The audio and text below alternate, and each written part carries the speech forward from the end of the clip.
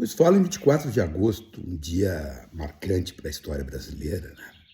Foi o dia em que Getúlio Vargas, a partir daquela tensão política que se dava no Brasil, quando o Carlos Lacerda, político de direita, desenvolvia uma campanha violentíssima contra ele, que neste caso, na época, 1954, era presidente democraticamente eleito do Brasil, né? Não estou falando, né? Antes era o Getúlio, o ditador, depois ele sai, volta nos braços do povo, para em 24 de agosto dizer ele mesmo no seu famoso bilhete na Carta da Nação: saio da vida para entrar na história. Getúlio Vargas se matou diante daquilo que a grande mídia da época chamava: o Brasil estava vivendo um mar de lama. A história é a história, ela está aí para ser reconhecida. E ela tem que ser reconhecida em todos os lados, em todos os flancos, né?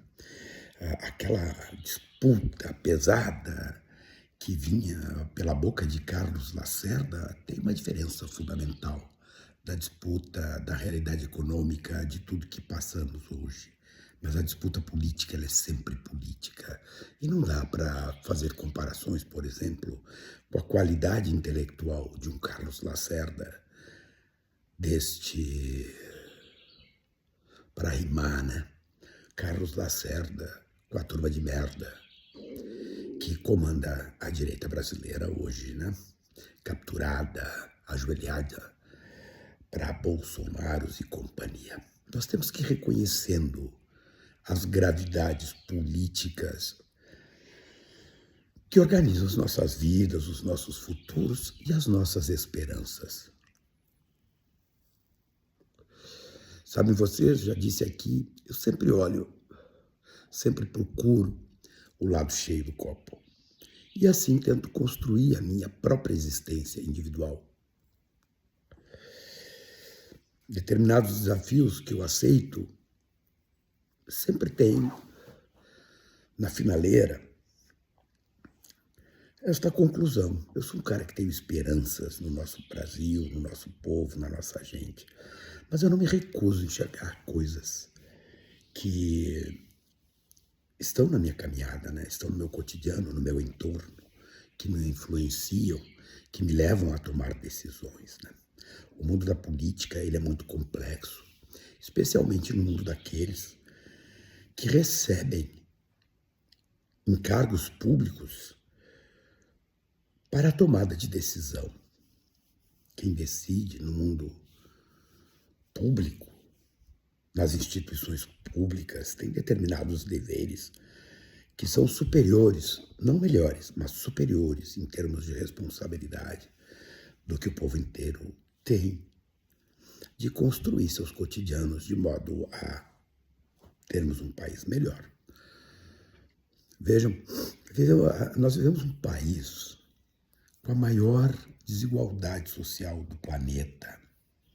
A média de renda do brasileiro é de R$ 1.800. Isso que vocês ouviram, R$ 1.800. Mais da metade da população brasileira, ou quase a metade, recebe R$ 1.000 por mês. Esse é o Brasil. 30% das pessoas não têm esgoto sanitário, 40%, um pouco menos, 20%, 30% não tem água potável. Esse é o Brasil.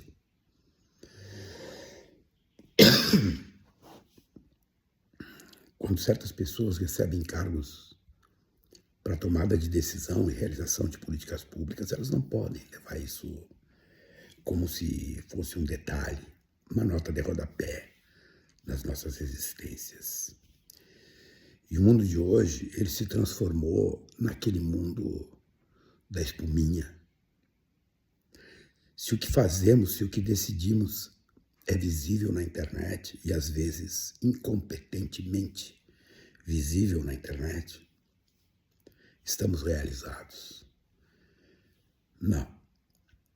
Existem chagas no mundo da decisão política, que na verdade são expressões, muitas vezes, das personalidades daqueles que envergam posições políticas. Sejam elas na política chamada partidária, sejam elas na política corporativa, ou simplesmente na política institucional. Quando tu mistura determinadas características, por exemplo, a insegurança, que é um dado psicanalítico, né? Existem pessoas que são inseguras, completamente inseguras, com um dado de autoritarismo, mesmo que não quisto, que são as pessoas hipercentralizadoras. A combinação é explosiva. Por que ela é explosiva? Porque as decisões que essas pessoas tomam, ou não tomam, porque a não tomada de decisão não deixa de ser uma decisão, atinge aquela população para a qual ela deveria decidir. Então, o inseguro normalmente é hipercentralizador. E o hipercentralizador desconstrói a instituição em que está metido.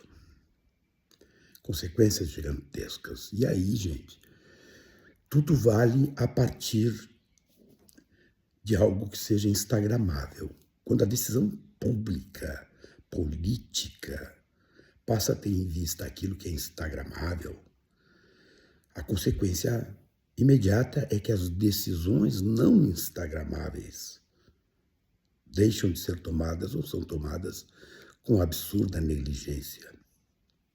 Isso é um problema. Eu estou entrando num momento da minha vida em que passei a integrar um órgão de tomada de decisões coletivas que mexe com a vida das pessoas. E confesso para vocês que estou numa fase de reflexão profunda sobre que posturas eu devo adotar, como essas posturas que vou adotar devem se consolidar, como elas podem ser vistas, como elas podem ser registradas, como a memória daquilo que vou fazer vai ficar. Eu, lá em 1999, integrei o governo Olívio Dutra. Eu fui subchefe administrativo da Casa Civil, depois eu fui o supervisor-geral da Casa Civil. Eu trabalhei a negociação do processo legislativo naquele governo. Nós tomávamos decisões pesadíssimas, tudo registrado, tudo mostrado, tudo ali. Porque vivíamos um tempo onde a informação não era tão rápida e muito menos efêmera como é hoje. A notícia de hoje mata a de ontem, com uma rapidez assim tão gigantesca que ela não tem tempo de se fixar na memória.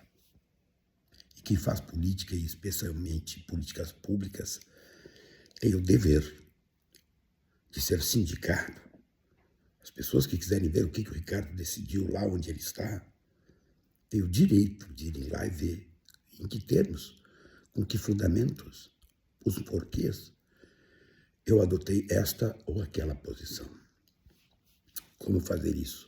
Confesso para vocês que estou nessa fase de reflexão e preciso adotar um modo de posicionamento que seja visto, que seja sindicado. Por quê? Porque eu reconheço que posso até não mudar nada, mas como eu sou um cara que tem esperança de que as coisas podem melhorar, aquele lugar onde eu estou, que decide, que incide sobre a vida das pessoas, me pede posturas de responsabilidade.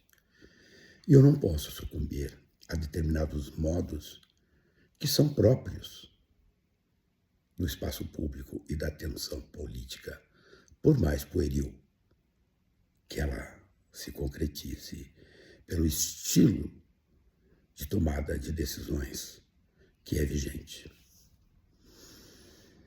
O nosso país precisa muito, muito, muito de debate público, de debate sério, de posturas seguras, de sensação de dever público. Nós precisamos disso. Mas as complexidades do Estado nesta quadra histórica são muito grandes, muito grandes. Não é à toa que certas aristocracias funcionais tomaram o Estado para si, decidem para si mesmos. Está aí para quem quiser ver.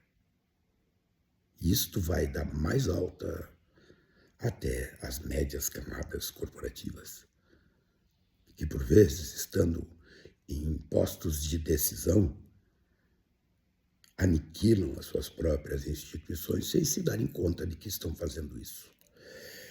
Este desafio está posto. Este desafio está posto. Eu me questiono sobre a postura pública que eu pessoalmente, particularmente, devo adotar a partir daquele processo de compreensão de um determinado mundo. Por que eu estou ali? Então, existem variáveis, especialmente na construção das decisões públicas, que acredito devem estar presentes nas nossas observações e nas minhas estão. Bom, ser simpático, não ser simpático, ser querido, não ser querido, isso não me importa. Ser leal com a instituição a que sirvo. Ser leal com a sociedade que me botou ali. Prestar contas. Permitir que as pessoas vejam o que eu faço. E também, a partir do que eu faço, permitir que outras pessoas vejam o que os outros fazem. Porque estão um dever também desse espaço público que a Constituição brasileira pede, seja transparente, seja leal com o povo brasileiro. Então, confesso para vocês, assim, às vezes eu me deparo assim com o mundo do inseguro. O inseguro é o falso forte, é a casca de ovo, é aquela carapaça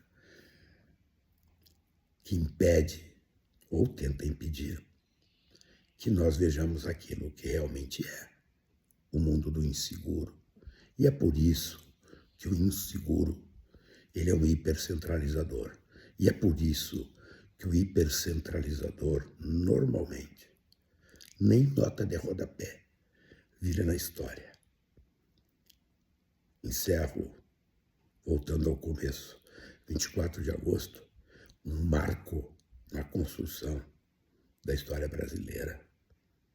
Quem não reconheceu o povo brasileiro a partir da sua construção histórica, das suas complexidades, das suas necessidades, que vão desde a infraestrutura, passando por educação, saúde, tudo aquilo que nós sabemos. Quem não fizer isso está meio fora de lugar ou está sendo joguete na mão de alguém que não está fora de lugar. Pensemos. Eu tenho muito ainda para refletir, tem muita conclusão que eu não consegui construir ainda. Mas, pelo menos, este dever eu vou cumprir. Como decidir melhor? Como decidir de acordo com aquilo que eu penso ser o interesse público? Como a instituição a que sirvo pode melhorar cada dia mais? E eu penso que pode, por quê? Porque eu vejo a metade cheia do copo. E eu sou um cara que, pessoalmente, tenho muita esperança no nosso Brasil. Bom domingo.